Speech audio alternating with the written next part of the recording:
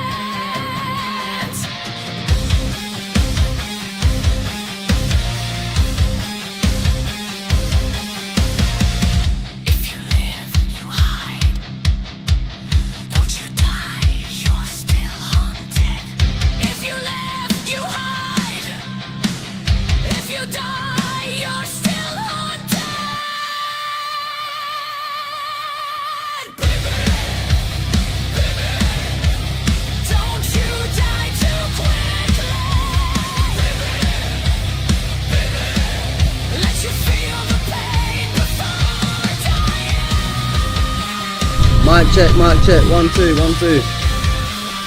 Drop a 1 in the chat if you can hear me, guys.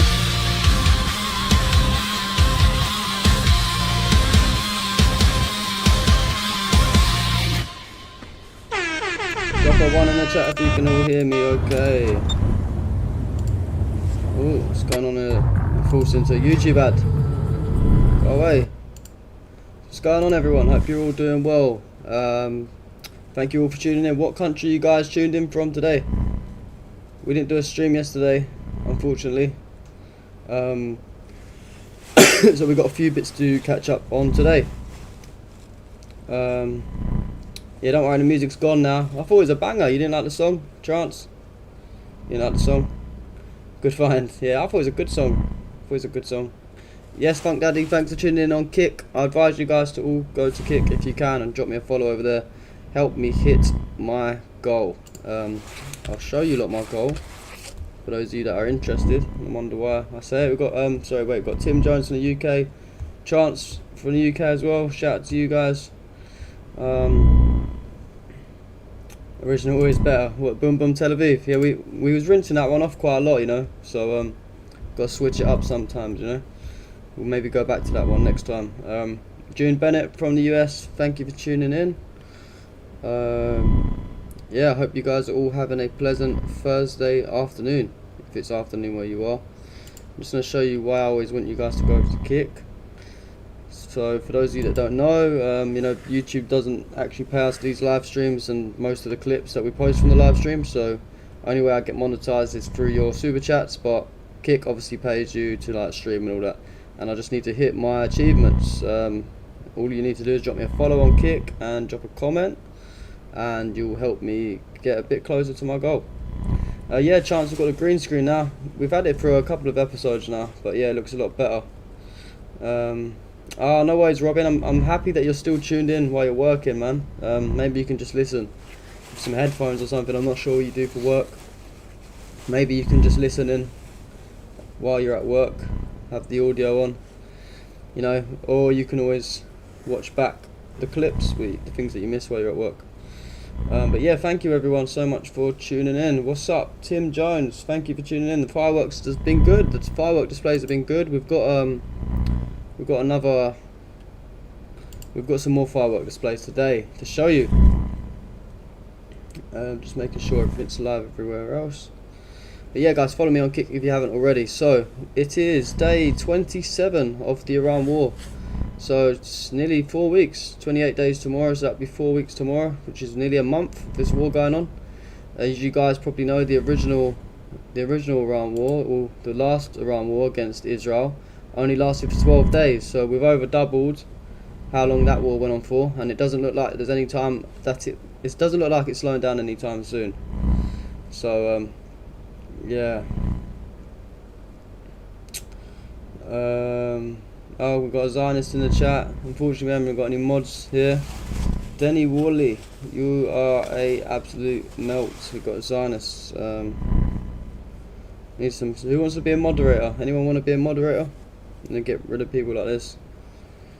Otherwise, I have to do it all myself, which holds us up. Zionist in the chat. Just gonna get rid of him 1 second.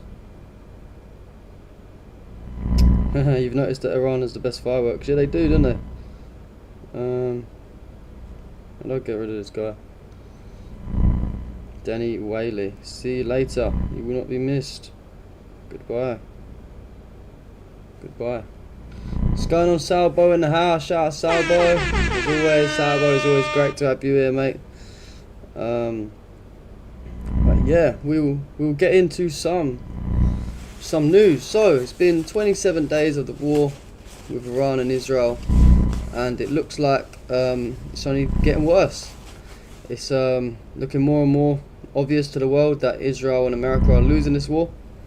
I think people had this weird, you know, perception of it that killing a leader in Iran means that somehow Israel and America's winning, when in fact it doesn't. All Iran has got to do to win this war is to survive as long as possible, drain the Americans, drain the economy around the world, and yeah, it's pretty simple. And everything that America's done, they've completely failed. You know, they thought killing the supreme leader would give them some sort of leverage. Nope, the sun just comes into play instead. Nothing changes. It doesn't matter how many leaders you kill, you know, the regime will never change, which is the ultimate goal of the Americans and the Zionists. So we'll start off with some clips and some bits of news from Iran. So let's get into it. So something based happened. The Prime Minister of Malaysia 24 hours ago, Anwar Ibrahim, said that Iran has the right to defend itself. And I think that's common knowledge for most people, but it is, for some reason, it's quite rare when it comes to world leaders. I know a lot of people, like, you know, the ordinary citizens, people like us, we know that Iran has that right, but of course, you know, most leaders don't seem to see that for some reason. Most of them are Zionist puppets and things like that, so, you know, that's part of the reason why they don't ever condemn Israel. But yeah, W for the Prime Minister of Malaysia, man. What's happening, Salmuk? Thanks for tuning in as always. Yeah, anyway, Iran's parliament speaker Galibaf made a tweet yesterday, and he said, based on some intelligence, Iran's enemies, backed by a regional country, are preparing to occupy one of our islands. All enemy movements are under our surveillance. If they make a move, that country's vital infrastructure will be hit without limits and under relentless attack. So yeah, Iran is saying, look guys, we know your plans, we know your devious plans, you know. Go ahead and try it and see what happens. You know, they're not scared of these Zionists and these Americans. Also, Iran strengthened Karg Island with troops, air defences and mines, bracing for a possible US ground attack. US officials caution of significant risks, including heavy casualties due to layered defences and recent Iranian manpad and anti-armour mine deployments. And this is the thing, guys, you know, if America are actually planning this ground invasion, which I think they are, I think it is coming, it shows that they know that they are losing this war. Whatever they're doing right now is clearly not working. You know, they're indiscriminately bombing civilian homes, bombing schools, the lot in Iran, and it's not doing anything for them. You know, they're not getting a regime change that they wanted so bad. They thought if they keep doing all this stuff, they keep causing chaos and all this in Iran, then you know, the people might rise up and turn against the government. But that's not the case. It actually makes the Iranian people stronger. So they're going to last resort right now. They're going to desperate measures. And they're planning a ground invasion by the looks of things. But I genuinely think that will be the worst mistake of America's and Israel's current existence, and it will end up becoming a graveyard for all of their soldiers, you know. Thanks for following Ottoman on Twitch. We grew up on American movies showing everyone constantly partying, having fun. Meanwhile, over here in the Middle East, we're just trying to stay sane. Yeah, man, exactly. There's a lot of propaganda. They put it in all these like movies and games and stuff like that. Just looking at your comments. Funny how they didn't want to comment on the nuclear weapons of Iran because they know Trump talks bullshit. Exactly that, Salvo, man. Exactly that. Yeah, you can hear a low frequency buzz, can you? Sorry, is everyone else having the same issues? Let me just double check on my stream on my phone to make sure that I don't know what's going on there. It's bullshit. Exactly that, Salvo, man. Exactly that. Oh yeah, I hear what you mean. Fuck's sake, give me 1 second. Usually if I unplug my microphone and plug it back in, it just fixes itself.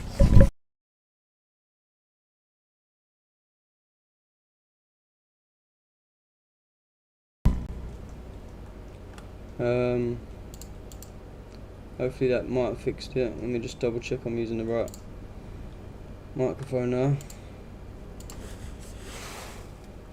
Hello.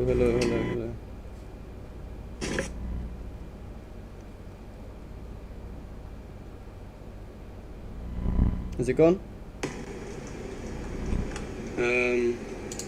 Seems like it might have gone. Hopefully that might have fixed it. Let me just double check I'm using the right. All gone, guys. Yeah, drop a 1 in the chat if it's gone, and drop a 2 if it's still there. Might even be the reception of my phone. No, I don't think it is the reception of my phone.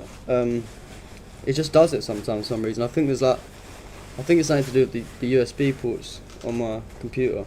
It's back again, but less. Fuck's sake. Let me just double check I'm using the right. All gone, guys. Yeah, drop a 1 in the chat if it's gone, and drop a 2 if it's still there. Sounds like it's gone to me. I'm not sure. No, I don't think it is the reception of my phone. 2.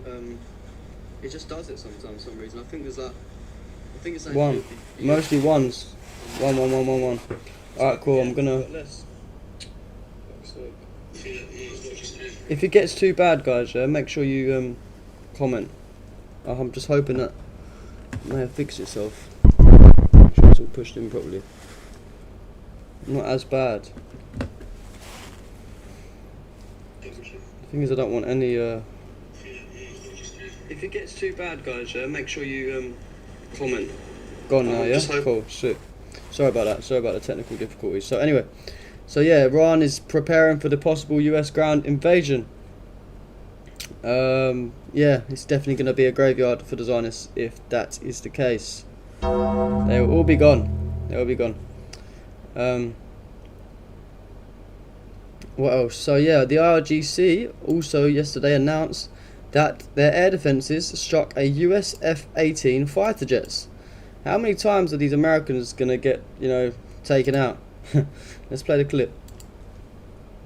No sound on this clip, but yeah. Yeah, don't worry, Onan, you're a bit late. It's been fixed now.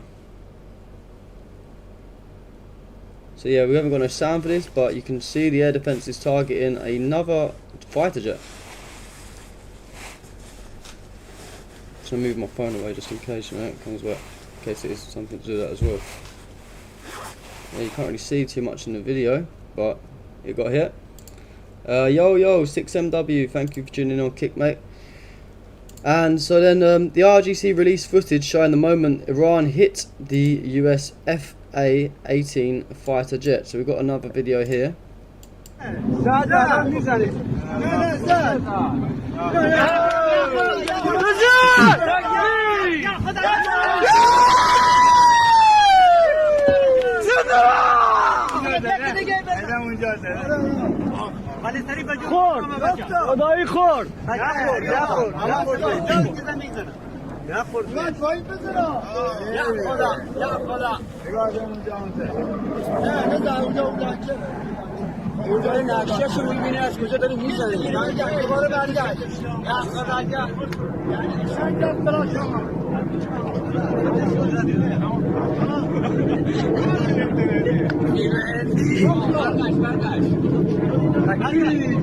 Yeah, W for the Iranians as always. Someone said Sneako's about to do a fire interview. Who is he interviewing? We've got Iran's Foreign Minister Abbas Araghchi, of course. Based as always, but this one's not translated, so I'll just read out the little statement from it. And he says, wherever we find American interests, we will target them, and any country that shares these interests will be considered a legitimate target by us. These people are not afraid. Most of the world seem to be afraid of the Americans and the Israelis, but Iran are one of the very few countries that don't put up their nonsense, so it's always a W. A senior Iranian official, Mohsen Razi, said, do American soldiers really want to die for Israel? And this is the full tweet. So he says, when they haven't got any results from their air force, which is their strong point, what do they expect from ground action? Do American soldiers want to die for Israel? We are waiting. And yeah, it does seem that this ground invasion may be coming soon. It may be coming very soon. I hope it's not. Ground invasion is not good, really. Even though we know the Iranians will cook them, but there's going to be lives lost on both sides, and it's only going to push. It's going to heat this conflict up a lot. That's when we've got a more chance of other players getting involved. Yeah, it's going to be interesting to see what develops over the next few days. Also, last week, Netanyahu urged Trump to call on Iranians to protest against their government, but Trump dismissed the idea, saying that it was too dangerous. And it's funny, ain't it, that this regime change is really not going the way that they wanted. The fact that you've got Netanyahu, getting Trump to try and push people to protest against the Iranian government in their own country. I mean, it shows the desperation, and it shows that what they're doing on the battlefield right now is not working. All these bombings of civilian homes, assassinating leaders of Iran along with their entire families, that is not making a regime change happen. So they're sort of trying to go back to the basics of what they was doing before this started. Remember when we saw the anti-Iranian government protests a little while before this all kicked off? It looks like they're trying to go back to that, but Trump's saying no, it's too dangerous now. So funny.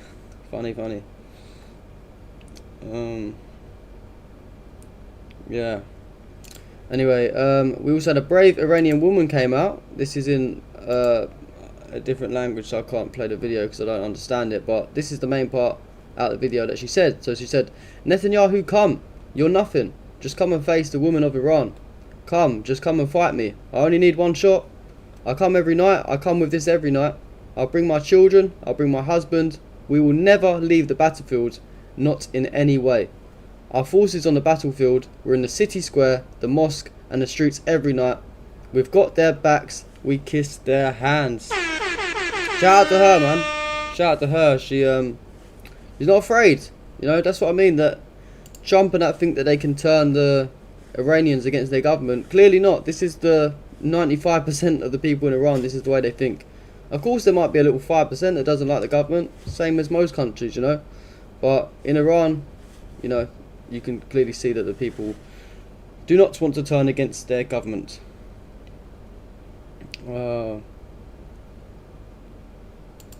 Seems like there's a little debate going on in the chat. We've got Chris Cox here, one of the moderators. Shout out to you, brother. Thanks for tuning in. Remember to keep an eye out on the chaos going in the chat for me. Sometimes I miss it. Yeah, anyway, a senior Iranian official told Reuters that Iran says its assessment of the US 15-point proposal is that it is one-sided and unfair and serves only US and Israeli interests. So there's been talks of a ceasefire, I guess, but it's not, you know, the Iranians are not gonna, they're not gonna take it. They're not gonna take it. It doesn't benefit them. It just benefits terrorist Zionists. Shout out to you, London lady. Thanks for tuning in. Our other moderator. Make sure, please, you guys keep a eye on the chat and make sure it doesn't get too out of hand. You know, people have to be timed out for a little while. If it gets too heated, then feel free to do it, and also get rid of Zionists if they come as well. Thank you, user. Yeah, we try our best, man. Try our best. Also, what else have we got? We got Abul Faisal Shakarichi. Sorry, that's definitely not how you say his name, but I'm going to continue. An Iranian general and spokesman of the Iranian armed forces said, so far, 17 US bases in the region have been destroyed. Americans have invested over 50 years to exploit the people of the West Asia region.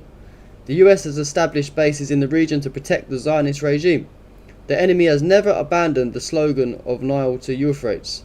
The whole world realized that the US army was a paper tiger.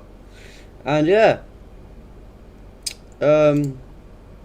just what we basically said a minute ago, you know, this is, what have America actually achieved out of this? What have they achieved? They've bombed schools, they've lifted sanctions on Iran, they've lifted sanctions on America.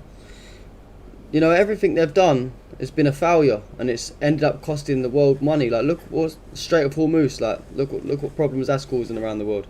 They haven't won in any part of this war. They've not won anything. And, you know, even we saw Israel withdrawing troops from Gaza to go and fight Iran. So now you're letting Hamas take the upper advantage as well. You know, the Palestinians are going to start fighting back more. So it's just a complete disaster, this whole thing. Israel was talking about bringing, like, what was it, 500,000 reserve soldiers out the other day because they're losing that badly. It's crazy. It's crazy. Yeah, thank you, Minky Moo. You like street voices, yeah? Yeah, we'll be doing some more street interviews over the next few weeks. We're just slowing down a little bit on them at the minute because they're very costly, I would say, and we're trying to put more focus into covering the news for now, but there will be videos coming in the near future. Oh, what's happened here? Looks like the post has been deleted. Okay, cool. So basically this Zionist bitch went viral a while back. I'm not sure if you guys remember when the war first kicked off, for doing the Trump dance, supporting Trump's airstrikes on Iran, and now her cousin has been killed in the war. She said, where I said in the war, I've always emphasized that it is not a war, this is a rescue mission. The reason I lost my cousin is only the Islamic regime and no one else. Shame on you, Clash Report, for spreading false information. Report their account. I mean, oh dear. This bitch actually blocked me because I tried looking at her page earlier. Yeah, she doesn't want to. She blocked us for some reason. But yeah, this was the video she done when the war first kicked off. Oh wait, we've got a £5 super chat from Onan Sundry Mule. Thank you, brother. £5. Excellent work, young sir. I appreciate your content. Thank you, man. Appreciate you super chatting, man. People like you help the show continue. So thank you so much. I can't play this song because of copyright, but you know, you can get the point for this dumb bitch. So this is when the war first kicked off on March the 2nd. So this was what, 3 days after? Look how happy she was back then. And this is what she wrote. She wrote, "Okay, yo, if you're looking for that Iranian baddie who was dancing the Trump song, hi, that's me. I left Iran a few years ago, now do my PhD in engineering in the US. I'm beyond grateful for the freedom here, the dream so many Iranians are fighting for. Thank you, America, for your love and support. Thank you, President Trump. Follow for more vibes." But that didn't really turn out well for her, because the same war that she cheered on she's now lost her cousin. And it was American and Israeli terrorists that killed her cousin. But of course she will never admit that. We quote tweeted the tweet saying, "She can't even admit that America and Israel killed her cousin, lol." Yeah, look, someone already beat me to it in the comments. Fire. So yeah, it didn't, you know, karma's real. You're cheering this shit on, and now look what's happened. And you still won't even call out who done it. Crazy, that is crazy. They killed your own family, and you don't even condemn it still. In fact, you still cheer it on. Yeah. And one more bit here. We've got Iran's Foreign Minister Abbas Araghchi came out and said, from outset of this war, US soldiers fled military bases in GCC to hide in hotels and offices. They use GCC citizens as human shields. Hotels in the US deny bookings to officers who may endanger customers. GCC hotels should do the same. And then he's attached some like screenshots from the New York Times and like an email here. It says, after further investigation online, we have found information about immigration work connected with your name and will be cancelling your upcoming reservation. You should see a proper cancellation email in your inbox shortly from Hilton. So yeah, that's what hotels should be doing. You know, you're endangering the normal person that's in the hotel because you're letting terrorists come and stay in your hotel. You know, of course they become legitimate targets. You know, at least they're not doing what Israel are doing. They're just bombing every civilian home in Gaza, bombing every single one, just saying, oh, you know, we think there might be Hamas under there. Like, we don't even have proof of it or anything, but, you know, we just got a feeling. Yeah. Can't cry now, can they? What else have we got? So, actually, damn, I missed something. Got to get my bookmarks back up. There was a based video of Professor Marandi completely cooking a Western journalist. Let's find it. I don't know if you guys have seen it. It's very good. It's very good. He's very good, isn't he, Professor Marandi? I think there's a clip on Piers Morgan as well. Maybe we'll watch that as well. What's up, Riser on Twitch? Has anyone seen this video with Professor Marandi? Let's play it. Put the speed to 1.2 to avoid copyright. Iran has created a few monsters of its own, hasn't it? Thinking No, we haven't created. Hezbollah. No. Well, that's exactly what I wanted to say. Reject that. These regimes that created these monsters say Iran supports terrorism. Hezbollah is a national resistance organization. It was created in 1982 as a result of the Israeli occupation of Beirut. In 1982, they invaded the country. There was no Hezbollah then. And then in order to resist the occupation, Hezbollah was born.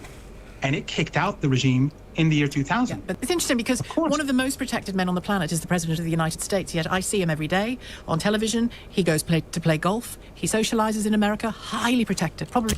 Sally said Piers got roasted. I haven't actually watched the Piers one. Is it any good? Is it worth watching? We'll maybe put it on quickly after. Depends how long it is. Nobody more protected. And yet we still haven't seen the new leader, the new supreme leader of Iran. Why? Leaders need to be visible in war, don't they? Maybe it's because your country is attacking, your regime is attacking our country. Our country Your airports in the UK are used to arm B-52s. Maybe that may have something to do with it. I'm just guessing. Yeah. Well, they carpet bomb Tehran? I'm sure you've heard, maybe your audience has, they carpet bomb Tehran. I'm asking you because your democracies and all leader, that, and you believe in human rights. You bomb our people. I get it. You want to say what you want to say, but yeah, I will. Of course you will. That's why I've invited you on. But what I want to get clear is, in my mind, is surely at a time like this, a leader needs to be visible, and if he's not visible, and we saw this with the Soviet Union towards its end. How can they be visible, yeah, when like they're literally surrounding Iran with all these military bases and all this? Like, why are they going to be visible? Look what happens. You guys commit terror attacks and kill people along with their entire families. So you think that they're not going to be moving a bit cautiously now? Especially the son of Harmeni. Like, what is she talking about? Rewind that a little bit so we can carry on hearing it. Needs to be visible. And if he's not visible, and we saw this with the Soviet Union towards its end, Where was the leader? Was that the real leader? It doesn't look like Brezhnev, doesn't look like Sosa. What's going on? He can be visible, can't he? And be safe? No? Actually, I think your country is more like the collapsing Soviet Union. All right. And when we defeat the Epstein regime and the Epstein class, why do you call it that? Forced to back them. Why do you call it that? Oh, well, of course, because that's the class that controls your societies. That's the class that engages in war after war after war. Your endless wars, which are making your own people poor and which force people out of desperation to leave their countries and to come to yours. Because you're lying. No, you're lying. Yes, you're lying. You're lying. Not a single protester was killed. No, actually, your government helped kill them because your government is a part of a coalition that brings weapons into our countries, brings weapons into Iran. Go and look at the report by the Israeli regime's own Channel 14 News. They said that foreign intelligence agencies brought in the weapons that caused the armed insurrection. I'm not saying it. They're saying it. If there was no internet, then how did you know that they were raping prisoners? That is the sort of narrative that you produce to justify war. Like the incubators in Kuwait when Saddam invaded, and that your media would say, oh, they threw out the babies from the incubators to justify war. Just like Gaddafi and what was it, Viagra. You always do that. That's how it works. But in reality, do you know who does the raping? It is the Israelis. And do you know that when they rape people, they don't go to prison? And do you know that in Gaza, they go to hospitals and pull the plugs on incubators? And then you have the audacity to say that Iran does that sort of thing? It's your allies that do that. Allies that you protect. There's no way you can hide this. Your regime, which has nothing to do with the people, your regime is aiding the United States in carpet bombing our country. Okay. And as you do that, you try to say that Iran kills tens of thousands of people and rapes people. Why? Because you want to legitimize the rape of a nation. Well, you want to legitimize aggression. Look at her face. And that makes you complicit in war crimes. Okay. Me personally? Yes. Okay. You're propagandists. Facts. W, Marandi, man. Big W for Marandi. Is the Piers video any good, guys? Have you seen it? Should I put it up?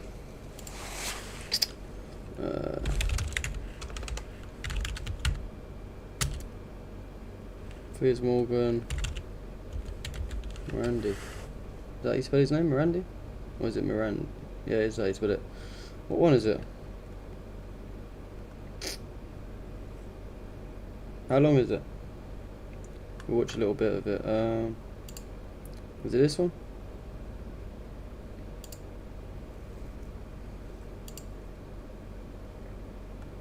We've got like a shorter. Just play this one. It's on 10 minutes.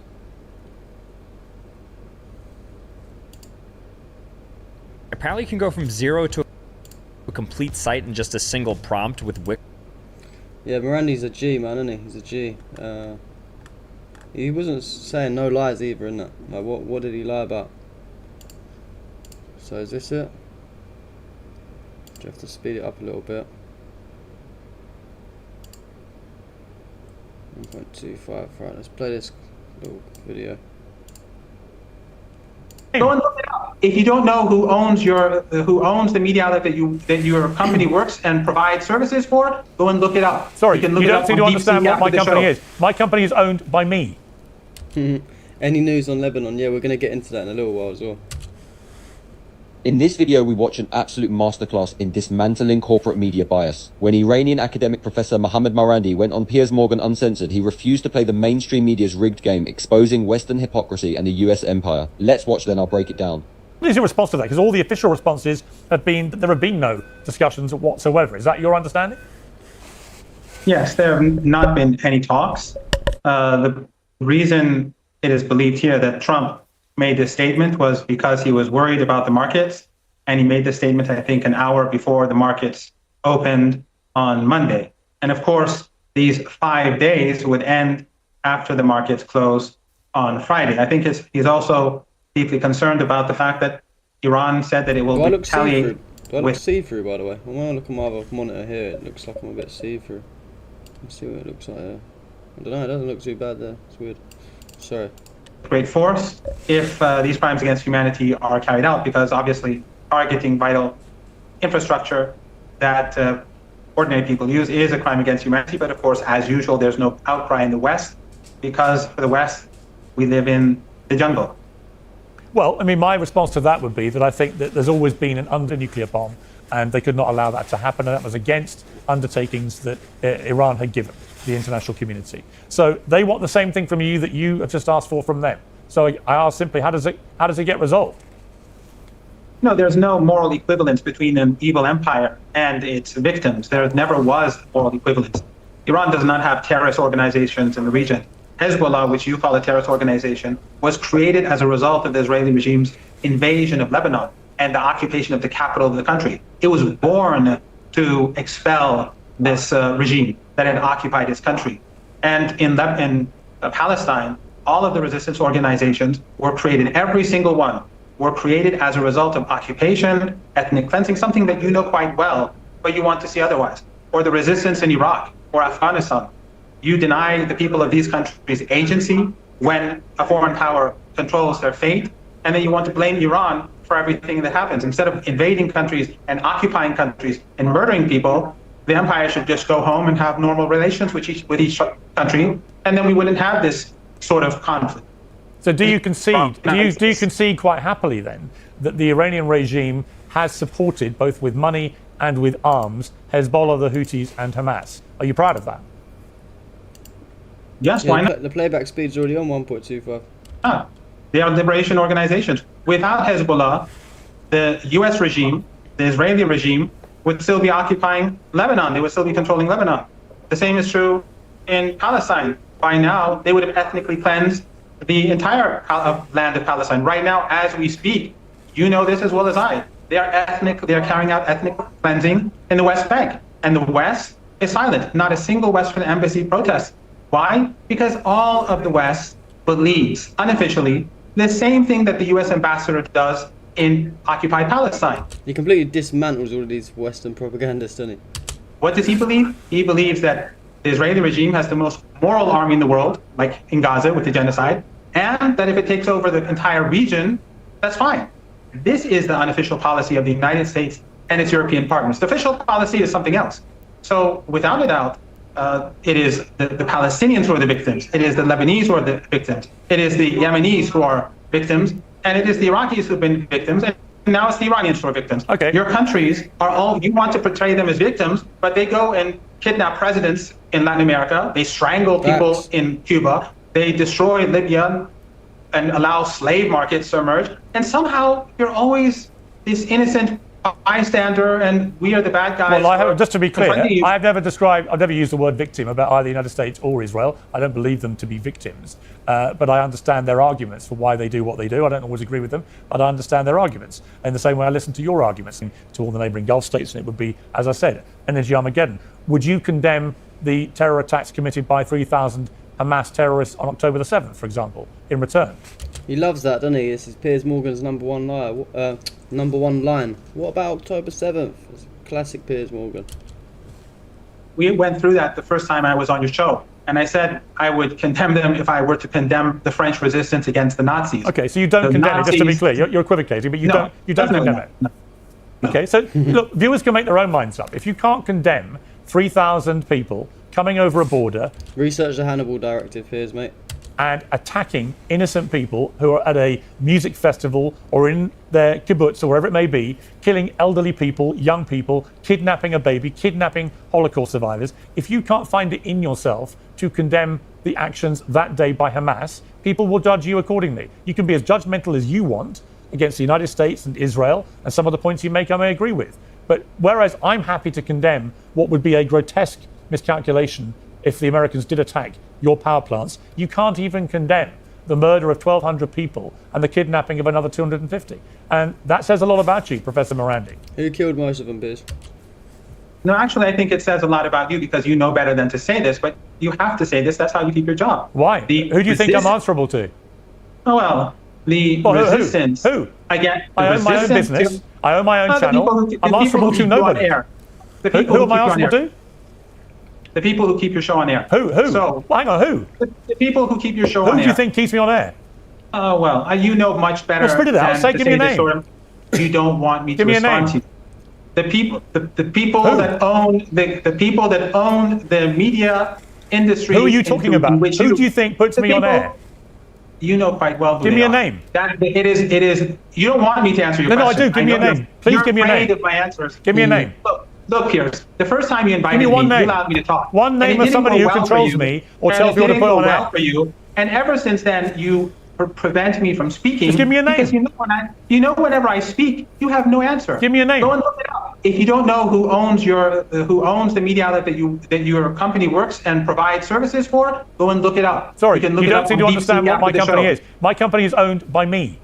It is genuinely breathtaking to watch a Western corporate media anchor attempt the exact same rhetorical traps we see every single day, only to have them completely dismantled by a guest who refuses to play along. The Condemn Hamas demand has become nothing more than a conversational weapon used by the mainstream press. It is specifically designed to erase decades of history, ignore structural violence, and strip the global south of its proper context. Notice how Piers Morgan expects an immediate condemnation of resistance groups, but completely glosses over the fact that the United States and Israel are actively backing ethnic cleansing and threatening the vital infrastructure of 92 million civilians. Marandi's brilliant response exposes the core function of the corporate press to manufacture consent for the US empire and to protect the military-industrial complex from any meaningful scrutiny. When Marandi flipped the script and asked Piers who pays his bills and dictates his network's framing, you could see the panic set in. This is exactly why we need independent, anti-imperialist media. We cannot rely on establishment media types like Piers Morgan to tell the truth about the working class people suffering under the boot of endless war and occupation. If you enjoyed this breakdown and want to support real... Yeah, man, shout out to that guy,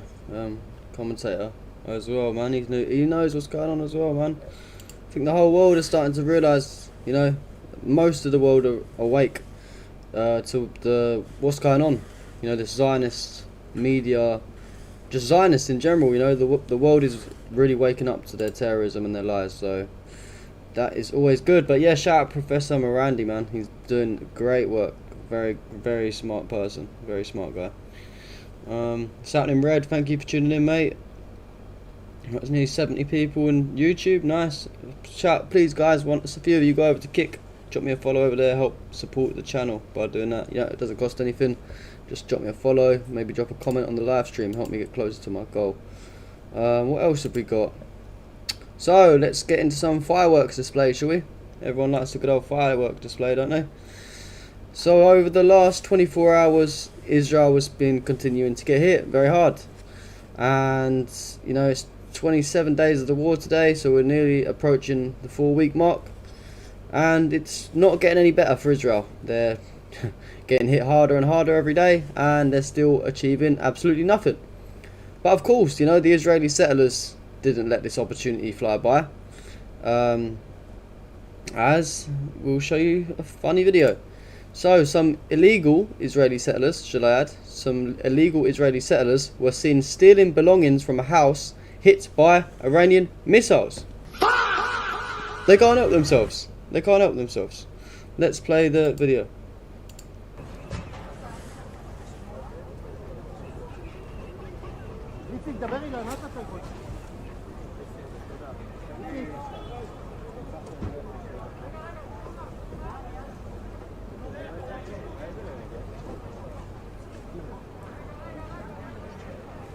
Look at these people, man.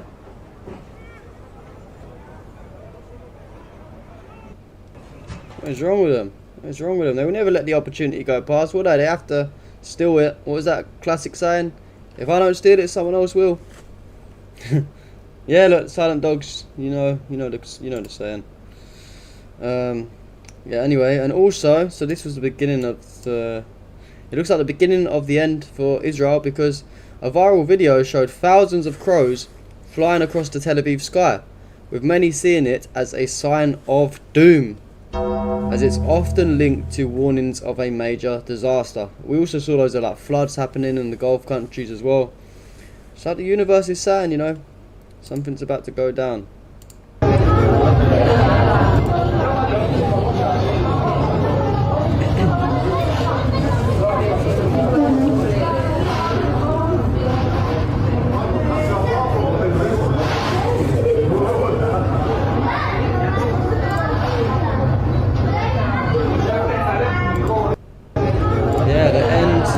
The end is near. The end is near. Not looking good. We had Israel speeding up strikes on Iran's arms industry, worried that a US/Iran peace deal could stop the war before key goals are achieved. Netanyahu has instructed the military to hit Iran's nuclear and missile programs within 48 hours. So, you know, they are getting very desperate. They're getting very desperate. They're worried that a peace proposal might come along that Iran might accept. And they've realised they've achieved absolutely nothing, you know. So they're panicking. They're scrambling about and panicking. Israel also worries that the US might push for a 1-month ceasefire with Iran to begin talks. So, you know, Israelis really just hate peace, don't they? They just hate it. They love being in war. We had the Kiryat Shimona's mayor start having a mental breakdown recently. And should have put this in the Hezbollah folder, really. Let me just double check something, because I'm pretty sure we've got... I know we have a different mail. Yeah, they're all basically having a meltdown. We'll play it anyway. Fuck it, we'll play it anyway. It's in terrorist language, actually, so we won't play it, but this is what he said. Kiryat Shimona's mayor sharply criticised government leaders, warning that the city is being lost. "You have failed. The city is gone. Israel is fighting me, not Hezbollah," he said. "This is the first time a city in the state of Israel is being emptied. 10,000 residents are not returning. If you think another month will leave 10,000 here, 10 people will remain," he said, citing constant rocket fire and inadequate sheltering. "I have 4,700 apartments without proper protection. What kind of victory is that?" So yeah, he's literally having a meltdown in this video, but it's... Look at him. It's in terrorist language, yeah, but I'll show you a bit of it because it's funny. ואתם מצפים מהם עוד חודש או לא יודע כמה אפילו, איך אמר קודם, לא יודעים אפילו עוד כמה, להישאר במציאות העגומה הזו.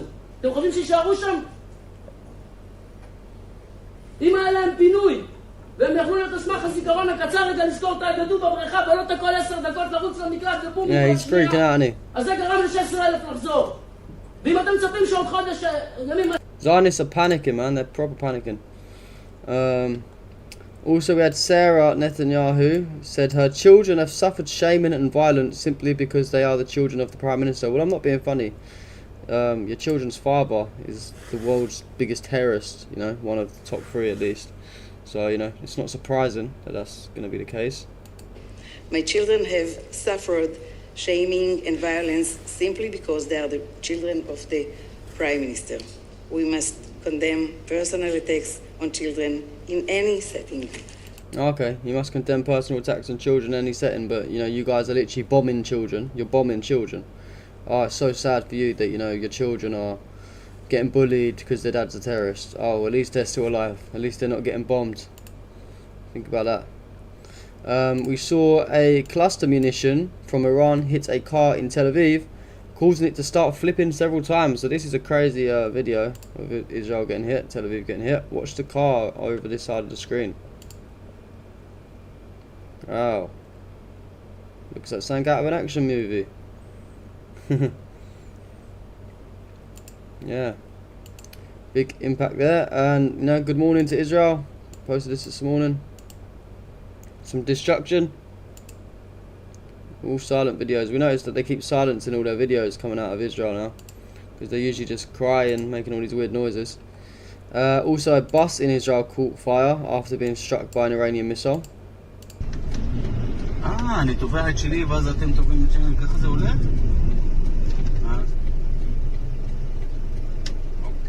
The Zionists are not getting a break. They're getting hit every single day. And this is the moment an Iranian missile hits a West Bank settlement. We'll play this one.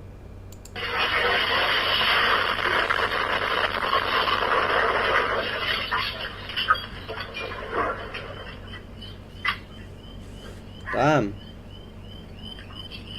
Zionists not getting a break, are they? Look at all the smoke after. Thank you for subscribing.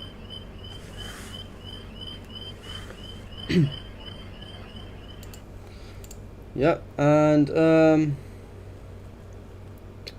another Iranian missile hit Beach Shemesh, which is near occupied Jerusalem. So all areas in Israel are getting hit right now. There's nowhere that's safe for these Zionists. طازة طازة طازة عنا ببيت شمش. أيوة طازة طازة هلا طازة. Big smoke clouds in the distance. And Israeli settlers in Tel Aviv were injured after Iranian rockets struck the city. Forget to always add that they are illegal Israeli settlers.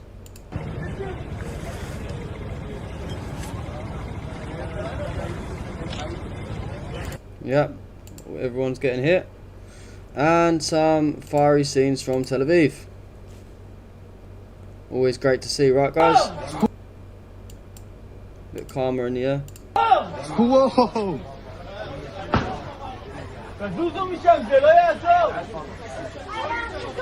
Fireball. Fireball. Here that go. Fireball.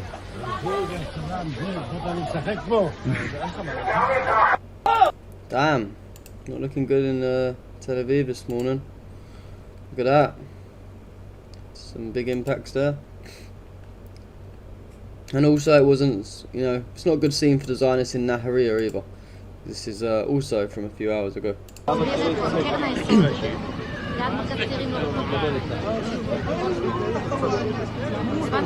So yeah, it appears that the whole of Israel is literally on fire. Also, in a leaked cabinet recording, Israeli Chief of Staff Eyal Zamir cautioned that after a prolonged conflict, the IDF is approaching a breaking point. I am raising 10 red flags, Zamir told ministers, stressing the urgent need for new laws on conscription, reserves and extended service. The reserves will not be able to hold out under these dramatic circumstances, he added, warning that it won't be long before the IDF is no longer fit for even routine security missions. Damn, man. The Zionists are really getting cooked. They're running out of options. Even their own commanders and their own people in charge and in government, they all know it as well. You got Netanyahu getting desperate. You got you know, Chief of Staff crying, saying that, you know, blah blah blah. Got reserve soldiers getting called up the lot. They are in panic mode. And also, according to Yedioth Ahronoth, the Zionist media, Egypt and Jordan asked Israel to operate gas platforms to supply them with gas amid the regional gas crisis, but Israel refused the request. It's funny that, isn't it? You know that. Oh wait, we've got a super chat from Lucas Davidson. Thank you, brother. Appreciate your channel, saviour. W, brother, and W to Iran. Shout out to you, Lucas, man. Thank you, big W for you too. Thank you for helping support the channel, man. People like you that always help keep the channel going. So thank you so much. But yeah, it just shows you guys that, you know, being a cuck for the Zionists, being in a Gulf country that you're supposed to see Iran as your Muslim brothers, fighting against this evil Israel, it doesn't help, because Israel are not going to help you. They still don't care. All that stuff, Sisi and King Abdullah, they just suck off Zionists all the time. It just don't even pay off anyway. So it's what you get for being a traitor, I guess. But yeah, thank you for the support, Lucas, as always. What else have we got? What else have we got? Some stuff from the Americans. A few clips of Trump to go through. And we've got just some general sort of stuff around the war. So, 27 days of war. America is definitely still losing, along with Israel, along with their partners in crime. And so, some weird footage came out today. Actually, it wasn't today. It was like late last night. And basically, the White House mistakenly posted a video.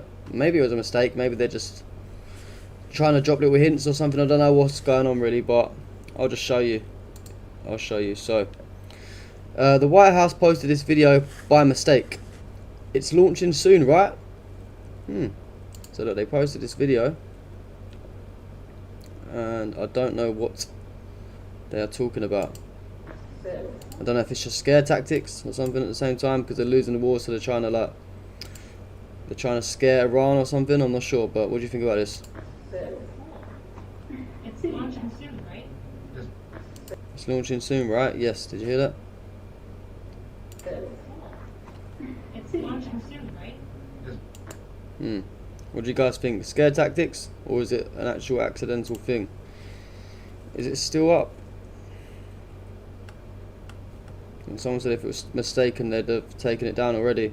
It's more like a deliberate mistake. They want us to know or speculate. Yeah, I'm kind of on that side as well. I don't know if the video's still up now. Can't really be bothered to go and check their page, to be fair. Yeah, I don't know what you guys think. Yeah, no, they would never scare Iran, but that's what their goal is, you know, because they know everything else ain't working, so they're trying to like make them worried that something's going to happen. Also, the US is considering possible final blow options against Iran if negotiations collapse, including seizing key islands like Karg and Abu Musa, blockading oil routes, or carrying out massive airstrikes and potentially ground operations. Troops are being positioned, though no final decision has been made yet, and this is from Axios. Maybe we can have a little look at that and see if there's any more on that. Axios, what should we type in? Axios USA Karg Island. Let's try that in. Axios USA Karg. See if we've got any more info on that. Okay, so they've actually done an updated one as well, because I posted that 11 hours ago. The original article was about 11 hours ago, but they've actually done an updated one an hour ago. So I suppose we'll have a look at this. So, why these 6 Iranian missiles... sorry, I'm reading the comments at the same time. I'm getting very confused. I don't know, it seems like there's some chaos going on in the comments. There's a little debate going on. I don't know what you guys are going on about. But anyway, why these 6 Iranian islands could be crucial to Trump's final blow of the war. President Trump is considering a range of options for military escalation with Iran, several of which centre around strategic islands in the Persian Gulf. Why it matters. The importance of the islands comes from their proximity to the Strait of Hormuz, a critical energy choke point, and in some cases their role in Iran's own oil industry or military defences. But taking and holding Iranian territory would be far riskier than anything the US has attempted thus far in the war. State of play. The Pentagon is developing military options for a knockout blow to the war, including potential ground and bombing operations. Multiple officials and sources familiar tell Axios' Barak Ravid. Options on the table include seizing ships near the Strait of Hormuz or invading Karg Island, Iran's main oil export hub. Other plans under consideration involve different islands in the Gulf. Reality check. Iran has a say in how the war ends too. A major US offensive would not necessarily convince Iran to stop the fight and could deepen the spiral of escalation. So, so this is satellite view of Karg Island in the Persian Gulf. So this is the island. Zoom in. Roughly 15 miles off Iran's coast, Karg Island handles about 90% of the country's crude oil exports. The island contains freshwater resources, which helps sustain its permanent population and major infrastructure. The island has thousands of residents, most of them are oil workers. The deep waters around it allow large oil tankers to dock. A direct hit on Karg could quickly shut down Iran's oil exports, much of which flow to China.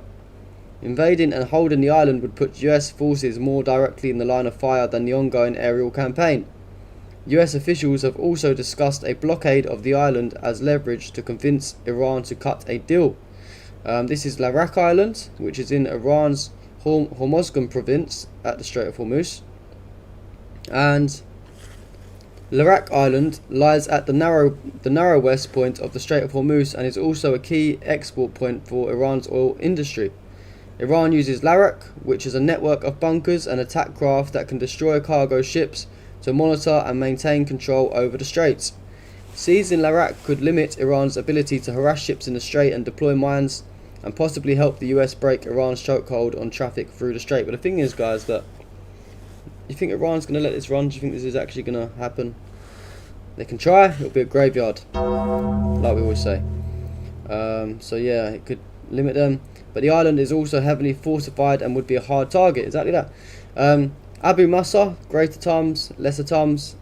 Asu Musa and the Tums Island rest near the western entrance to the Strait of Hormuz between Iran and the United Arab Emirates. Though the UAE claims the islands, Iran's military forcefully occupied them in 1971. The islands serve as Iranian outposts equipped with missiles, drones and mine-laying capabilities. The Pentagon has suggested seizing Abu Musa, sources tell Axios. Like the other islands, this move would give the US a strategic hold near the strait and limit Iranian military capabilities there. Speaker of Parliament Mohammad Bagher Ghalibaf wrote on X on Wednesday that Iranian intelligence suggests Iran's enemies, with the support of a country in the region, are preparing an operation to occupy one of Iran's islands. Ghalibaf was likely alluding to the UAE and its claim to Abu Musa, so yeah, it could be a bad mistake if the UAE do that, but wouldn't put it past them. If they take any action, all the vital infrastructure of that regional country will be targeted without limitation by relentless attacks, he added. And we've got Qashim Island, which is also in Iran's Hormozgan province, and Qashim is the largest island in the Persian Gulf and it sits off Iran's southern coast. The arrow-shaped island located near the Strait of Hormuz stores anti-ship missiles, mines drones and other attack craft in underground tunnels, according to multiple reports. Qashim was once a tourist paradise due to its natural beauty. The island dominates the area around Hormuz, sometimes described as a cork in the world's most vital energy transit passage, Al Jazeera reports. State of play: Iran accused the US of attacking a desalination plant on Qashim in the opening days of the war, disrupting water supplies to local villages. The US denied that, of course they did, but you know, they're terrorists and they're lying. And at about 558 square miles, Qashim would be a massive target, and there have been no signs of a planned operation to occupy it. So yeah, interesting. Obviously the Americans think they're doing something smart because they know that they're losing the war. But I think that will be, you know, Operation Epic Failure Part 2. Operation Epstein Failure Part 2. I'm not sure what you guys think. Do you think they'll be able to get away with that? Especially if the Iranians have already got the intelligence, you know, they're already sort of thinking that this might happen. They've probably already got a plan too. Just like when America first started the war and Iran hit them back hard, hit them everywhere. So they was clearly prepared for that too. Yeah, let's get back onto the US anyway. What else? Also, yeah, Iran is prepared for everything they're going to try. Exactly that, man. Exactly that. Why you guys are arguing about the COVID vaccine in the comments for ages, man? Don't know why you're all talking about that, but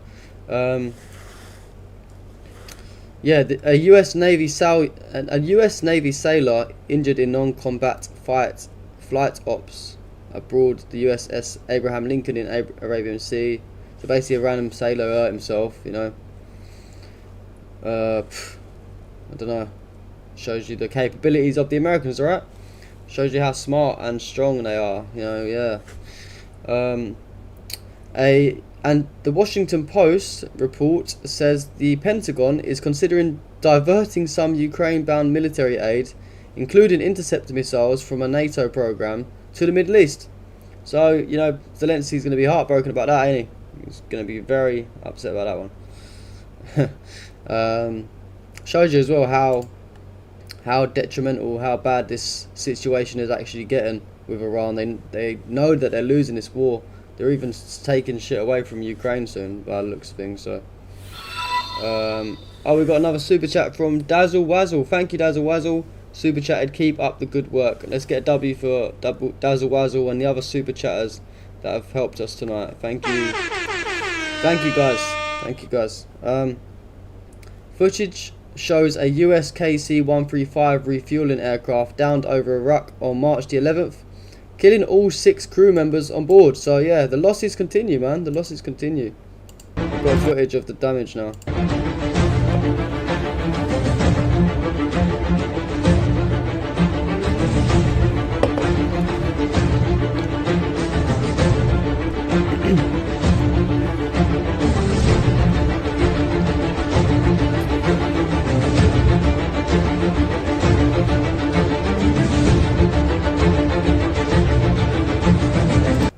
Yeah, more L's for the Americans, and of course the man himself, the terrorist Trump, has come out with a few clips that we're going to go over. Yeah, so Trump on Iran. They are not fools. They are very smart. Actually, in a certain way, they are great negotiators. I don't think they're the ones that want a negotiation, to be fair, mate. But yeah, we'll take the half-hearted compliment anyway. But they say, oh, we're not talking to them. Anybody would know that. And only a total fool. And they're not fools. They're very smart, actually, in a certain way. And they're great negotiators. I say they're lousy fighters, but they're great negotiators. Okay, whatever you say, mate. Might be wishful thinking, but I really hope the US plans to betray Israel. But they need to keep them sweet because they threatened a Samson auction to destroy everyone if they're threatened existentially. Yeah, I think that is really wishful thinking, Funk Daddy, unfortunately. I don't think, you know, America and Israel will always fall out. They must have, I think Israel must have some like serious dirt.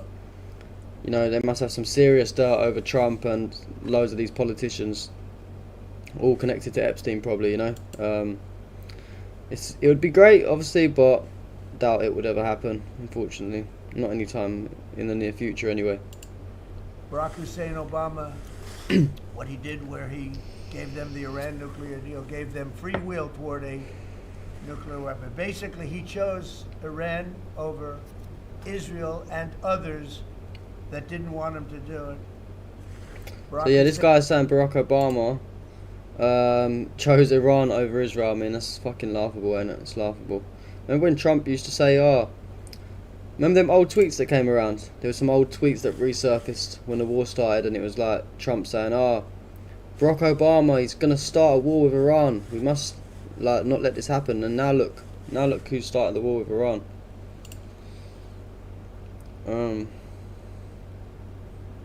Yeah, maybe Funk Daddy, you might, maybe, never know.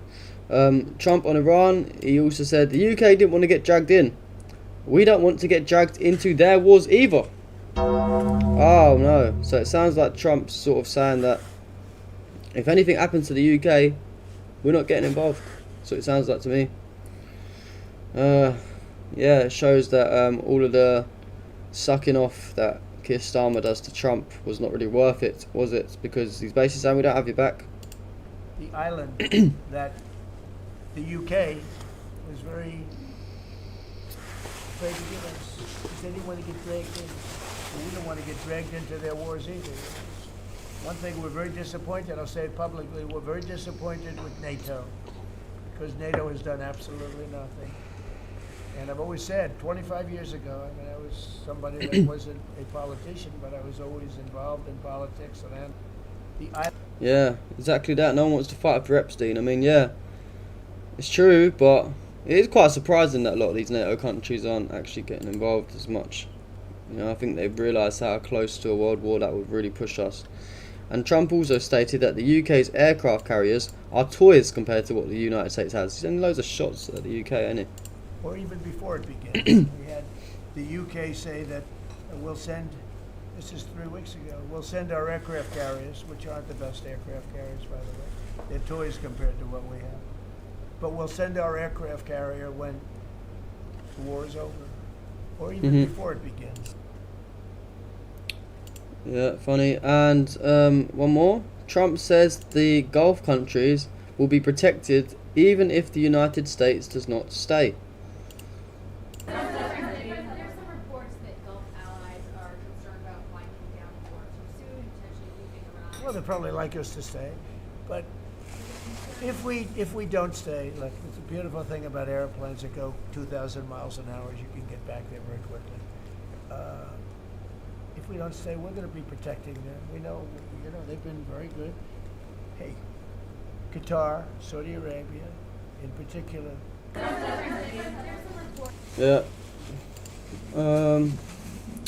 What else have we got? Oh yeah, one more thing. Drewski, comedian Drewski, made a video mocking Erica Kirk. How funny is this, guys? This is comedy gold. Get on your feet, boy!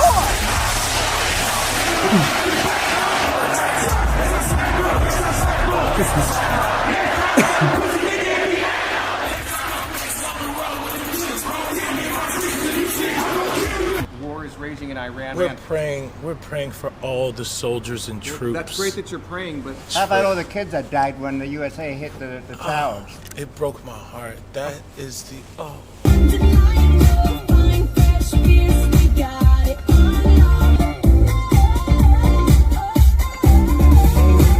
In what ways have you grown closer to Jesus? I serve a righteous God. And that is why we say our prayers. And we are all his children.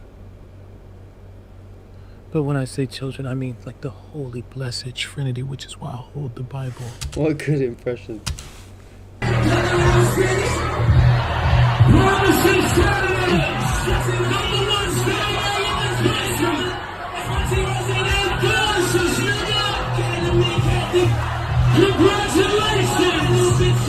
Sweet cream foam chai ice matcha. And Bella will have all organic pop cup. Organic? Yes, everything organic.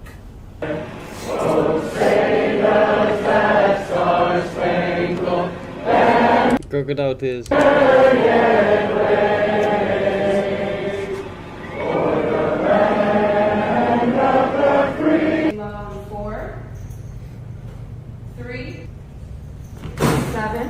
Hannah, you good? 4, 3, 2. Hold your chest lifted. We're gonna lift. We have to protect all men in America, especially all white men in America. Those are the boys that we care about in this country. America is built on their backs. Yes. Because they are the ones who mattered most. He's a funny guy, man. He's a funny guy. You know the funniest thing is as well that he didn't even say that it was Erica Kirk. Get on your feet! But you know, like everyone just knows who this is about. 83 million views, you know, in just over 24 hours. Someone, look, you know, when they even asked Grok as well. Someone asked Grok, "Who is this?" And then Grok said, "That's Erica Kirk, the actress/comedian starring in Drewski's satirical skit. She's playing the over-the-top conservative woman character across all those scenes. Patriotism, faith, organic everything, and the podium bit." It's so funny that it's that accurate that even Grok thinks that it's Erica Kirk. How funny is that? Yeah. It's the crocodile tears that he made up. Look, more context for those who said Drewski's out of line. Don't let anyone disenfranchise you because you're a young man, especially a young white male man. Don't ever let anyone talk down to you. We need strong men out there. You got it bang on, didn't he? Looks a bit like Netanyahu's wife as well, yeah, a bit of both.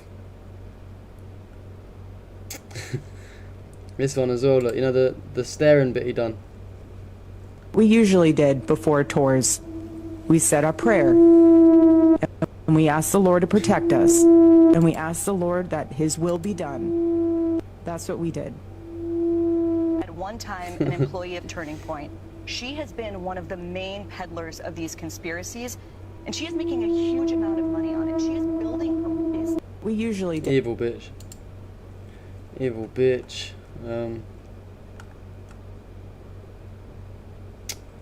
Yeah, anyway, funny. What else? We've got a couple of bits on the Strait of Hormuz. A couple little bits. Well, not really just regarding the Strait of Hormuz, more just regarding the crisis that the world is currently in due to prices rising everywhere.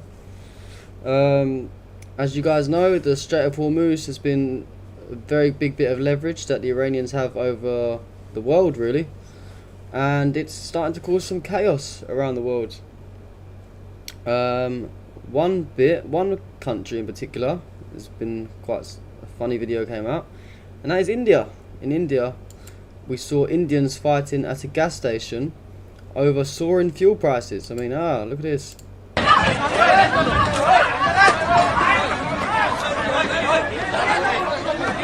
It's always kicking off in India. We saw so the UAE Minister of State Reem Al Hashimi said, "You can't bully your neighbours, your supposed partners. No country should actually hold the Strait of Hormuz as hostage, because the recipients of those flows actually go to the entire world. Well, we've discussed this, we've said this many times, that if you're not a Zionist or you just don't support what Israel are doing, then you can pass through the Strait of Hormuz. We've seen it. We've seen Chinese ships go through, we've seen Turkish ships, we've seen Thai ships, we've seen loads of different countries go through fine. If you cooperate with Iran and you don't support Zionists, then there's no problem. Let's play the clip anyway. No country should actually hold those straits as hostage. The foreign minister of the UAE, AVZ, has said we will not be blackmailed by terrorists. What does that actually mean? It means you can't bully your neighbors, your supposed partners. Look at, for example, Yalda, what's happening today in the Strait of Hormuz. The Straits, and I'm sure your viewers know this, is a really narrow international waterway that allows for the passage of ships and vessels which carry a whole range of things, whether it's gas or oil. 20% of the world's oil come from here, or petrochemicals. 70% of the world's petrochemical needs come from the Gulf. So it's a really powerful and important passage. No country should actually hold those straits as hostage, because the recipients of those flows actually go to the entire world. Okay. No one cares. And Iran's military spokesman said, when US troops gather in one hotel, Iran considers that hotel American. He says Iran proved US F-35 fighter jets are no longer safe. The Strait of Hormuz will never be the same again. So we've got subtitles for this one. I'll read it out to you guys. So, with the status of the Strait of Hormuz, will the state of the Strait of Hormuz change after 1 year? Sorry, wait, I need to start again. So, will the status of the Strait of Hormuz change after the war? Will the Strait of Hormuz after the war be the same as it was before the war, or will the conditions require change? It depends on the fulfillment of those 4 conditions that the Supreme Leader mentioned. We are relying on the fulfillment of those 4 conditions. At that point, we will redefine things, but the Strait of Hormuz will never again be the same Strait of Hormuz as before. The Americans suffered significant losses, but they couldn't hide the fact that the stealth F-35 fighter jet, as a 5th generation aircraft, will no longer guarantee global security from now on. They were forced to admit it. They couldn't hide the fact that refueling aircraft can no longer freely supply fuel to fighter jets. They won't admit that we've hidden parts of our military in certain locations. They claim Iran didn't have the intelligence, so it wasn't harmed. We monitored them in real time. We struck the very locations where they tried to hide. At this point, I feel it's necessary to provide some clarification. Look, countries are saying that the Americans and Israelis are fighting against you. Why our country? We say, from which land, from which skies, and from which waters are they attacking us? This becomes a one-sided war where we take the hits but don't respond. Well, you created this situation yourselves. We have to stand and strike the Americans. When we strike, naturally, we have to hit the places where they are. Where else are they? When did we, for example, target your hotel where there were no Americans? Well, when all the Americans gather in our one hotel, from our perspective, that hotel is American. So yeah. Americans using civilians as human shields, that's what it sounds like to me. Do you not agree? Thank you, Mark Kabir. And a couple more bits from the Gulf. So Turkey is urging Gulf Arab nations, including Saudi Arabia, the UAE and Qatar, to avoid joining the war against Iran. Ankara has stepped up its diplomatic efforts, asking these countries to exercise caution and restraint. Although Gulf states are frustrated by Iranian attacks on ports, airports and energy facilities, they are reluctant to intervene unless Iran targets essential infrastructure like power or water. So yeah, it's true, man. Stay out of it. Stay out of it. Sneeko lashed out at the GCC countries for cowardice and failing to speak the truth. Let's play this little clip. Directly supporting Israel. What I'm seeing from the people in the GCC, the Emiratis, for example, compared to the Shia Muslims, people are mad about the Shia Muslim tweet. Look what the Emiratis are doing. The Emirati leadership, in response to this war, they go to the mall. They're in the mall. They're walking in the mall like, yes, we're showing strength. What? The mall? What is Dubai doing? What is what about Saudi? I haven't seen like major statements from Saudi. Maybe they're strategically not trying to say too much and get people upset. Trump is saying that Saudi's working with them.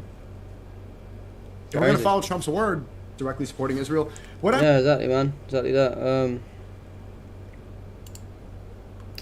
Also, Bahrain's TV, in a very bizarre clip, Bahrain TV cut the live connection with an Iraqi political investigator after he called Israel the Zionist entity. Why is that?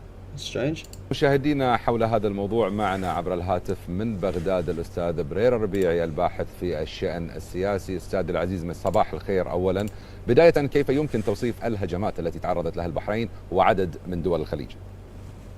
مساء الخير وتحية طيبة لكم أستاذ العزيز وإلى مملكة البحرين الجارة الصديقة. اليوم نتكلم عن الهجمات الإيرانية التي حصلت على البحرين وعدد من دول الخليج. بالأكيد هي ناتجة عن فعل، ولكل فعل ردة فعل.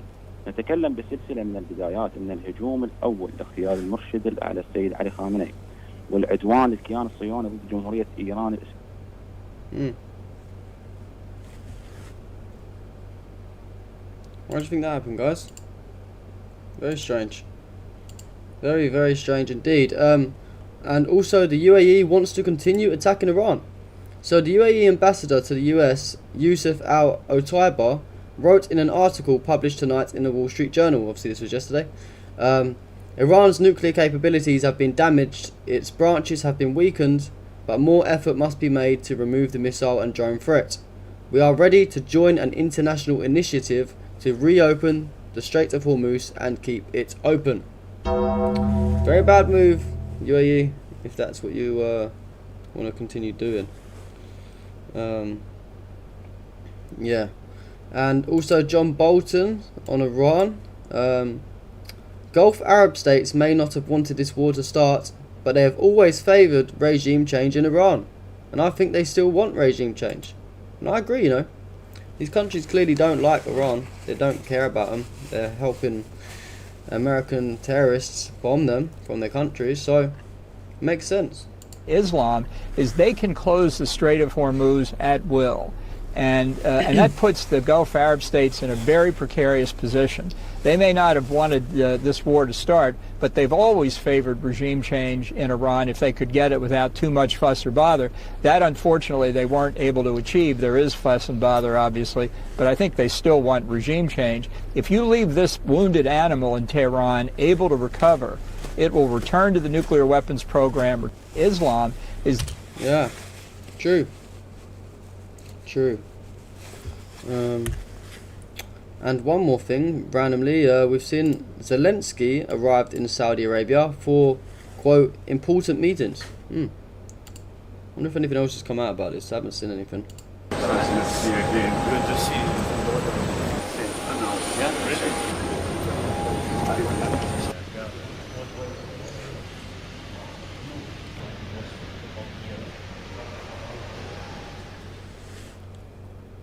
What do you guys think he's there for? Is he there for to help fight against Iran, or is he just there to ask for some more money? Who knows? Let's try and see if we can find something about it.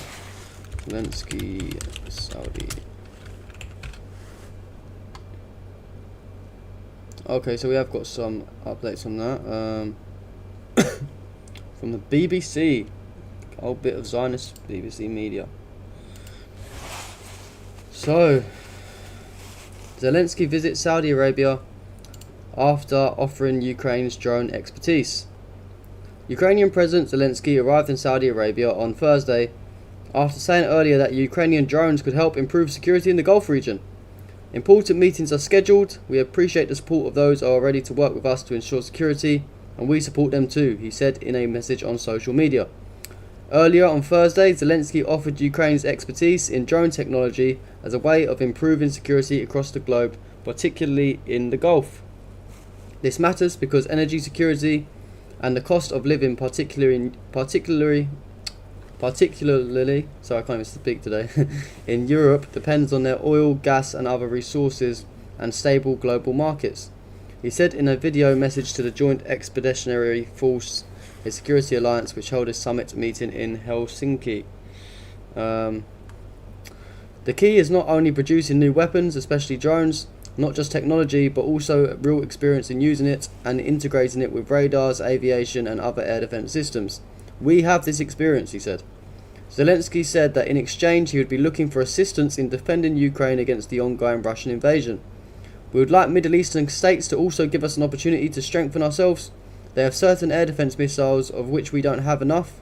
That's what we'd like to reach a deal on. How about call for a fucking ceasefire, mate? Like, literally let your whole country getting wiped out for like 4 years now. They have certain air defense missiles which we don't have enough, blah blah blah. The BBC has also spoken to several Ukrainian drone companies who said they have been approached by Gulf states for help, but have not yet been given the green light by the government in Kiev. Covertus, a Ukrainian company that makes anti-drone electronic warfare systems, said it has been approached by Saudi Arabia and Kuwait. We are waiting for approval to export any products. We understand that we need to coordinate with our government because it's not only about business, about selling drones, it's about politics. The company's chief executive officer, Yaroslav Filmonov, told the BBC. Volodymyr Zinovsky, the CEO of Ukrainian manufacturer TAF Industries, said he was happy to wait for the government's permission to export because Ukraine's security is at stake. All of us working to protect Ukraine, to stay with Ukraine and to keep Ukraine alive. This is about survival, and if we need to wait a few months, we will, he told the BBC. Zinovsky said his company had been approached by representatives of Saudi Arabia, Qatar and the UAE and Kuwait, but told them to discuss this with the Ukrainian government. Media reports suggest that the US is now considering diverting arms meant for Ukraine to the Gulf because of the war with Iran, making a drone deal even more crucial for Ukraine. So yeah, basically he's gone on a begging tour. The Washington Post quoted sources saying that the Pentagon is considering diverting weapons intended for Ukraine to the Middle East as the war in Iran depletes some of the US military's most critical munitions. Asked about the report on Thursday, Trump said the US often redirects weapons, observing, "We do that all the time. Sometimes we take from one and we use for another." So yeah, Zelensky's getting forgotten about, basically. He's getting a bit scared and he's gone on a little begging tour. Yeah, nothing new. Nothing new in the world of Zelensky. Yeah, I mean, what can we say about that? Yeah, Russia's definitely not losing, guys. Oh yeah, also a quick post. Dr. Rama Alwan, I'm sure you people probably know who she is. She's been arrested for the 5th time for criticising Israel in the UK. Just thought I'd put that out there quickly. This is necessary for social media posts? This is for social media posts? It's for transport. It's for our safety. You're going in our van. You're not going. Yeah, you're not going in our big silver. You're going in. You know, we're trying to do this as human. This is necessary for... Crazy, man. Clown world that we're living in. Free Dr. Rama. Free her. Yeah. And we've got one more bit to go through. Last few bits. Let's see what you guys are saying in the comments quickly. I can see some of them coming up.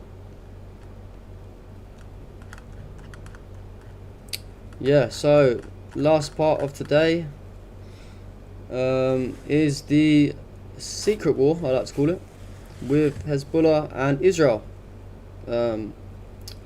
So the war continues between Hezbollah and Israel. Pretty much the same things that happens every day.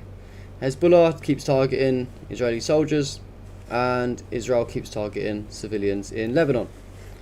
We will start off with the mayor of the settlement of Mahaliot, which is a town on the border with Lebanon, literally started crying because Hezbollah have been hitting them so hard.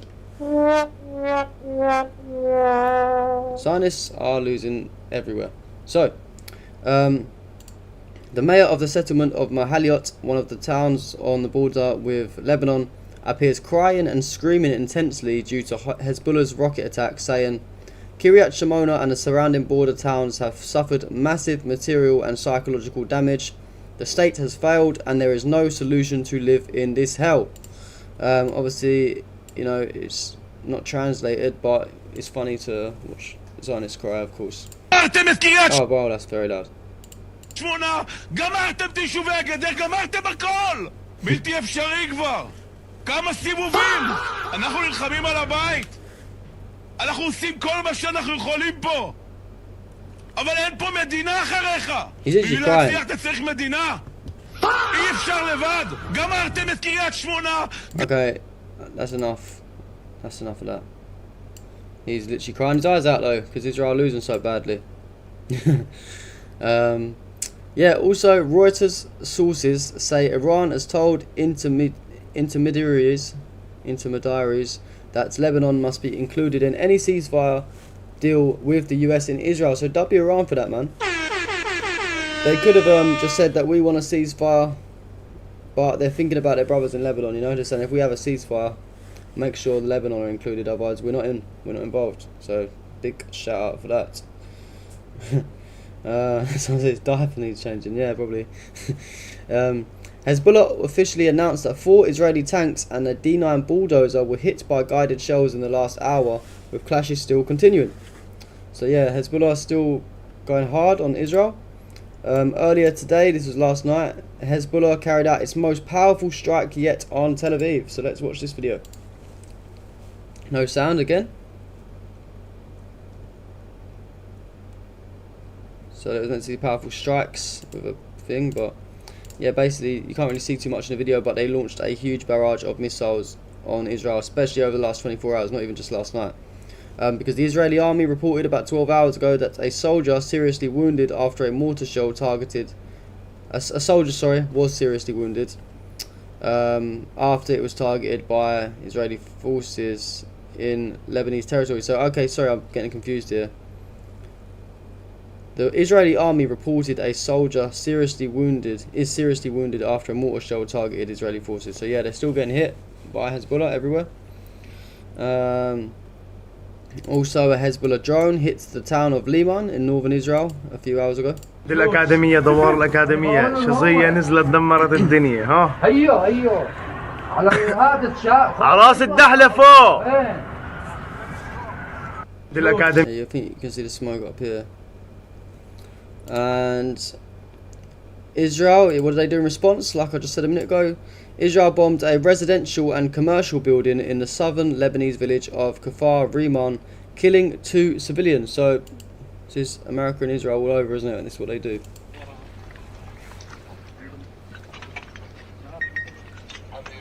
Complete terrorism. Terrorism as always. Hezbollah released footage showing the targeting of an Israeli troop carrier and a Merkava tank in southern Lebanon. So of course they're targeting the army.